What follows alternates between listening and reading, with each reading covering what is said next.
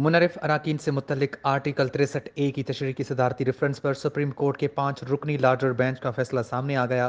सदारती reference पर अदालत उज़्मा के चीफ जस्टिस उमर अता बंदयाल की सरबराही में 5 रुकनी लार्जर बेंच ने अपनी राय दी। सदारती रेफरेंस पर chief justice Umar Ata Bandial, justice Munib Akhtar और जस्टिस एजाजुल हसन ने अक्सरियती राय दी।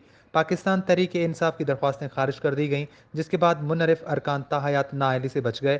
सुप्रीम कोर्ट के फैसले में कहा गया कि मुनर्रिफ रुकन का वोट कास्ट नहीं हो सकता। इनराफ पर नाअहली के लिए कानून साजी का दुरुस्त वक्त यही है। चीफ जस्टिस ने कहा कि आर्टिकल 63A को अकेले नहीं पढ़ा जा सकता। आर्टिकल 63A और आर्टिकल 17 सियासी जमातों के हुकूक के तहफ़्फ़ुज़ के लिए हैं। फैसले में कहा गया कि सियासी जमातों में इस्तेहकाम लाजिम है, इनराफ कैंसर है। सियासी जमातों में अदम इस्तेहकाम पार्लिमानी निज़ाम जमहूरियत के खिलाफ है। फैसले में मजीद कहा गया कि इनराफ करना सियासी जमातों को गैर मुस्तहकम और पार्लिमानी निज़ाम को डीरेल कर सकता है।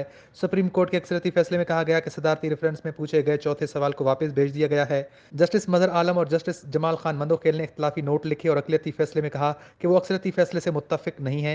अक़लियती फैसले में कहा गया कि आईन पाकिस्तान पार्लिमानी जमहूरियत से मुतल्लिक मुकम्मल कोड देता है। आर्टिकल 63A में दिए गए नताइज काफ़ी हैं। अक़लियती फैसले में मजीद कहा गया कि कोई इनराफ करे तो डी सीट होने के बाद उसकी नशस्त खाली तस्वुर होगी। वाज़ेह है कि सुप्रीम कोर्ट ने सदर डॉक्टर आरिफ अलवी के आर्टिकल 63A की तशरीह से मुतल्लिक रेफरेंस पर 20 समातों के बाद राय महफूज कर ली थी।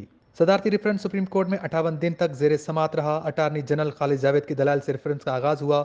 अटारनी जनरल अशतर ओसाफ के दलाल पर लॉर्जर बेंच में समात मुकम्मल हुई। सियासी जमातों के वकला ने भी सदारती रेफरेंस पर दलाल दिए।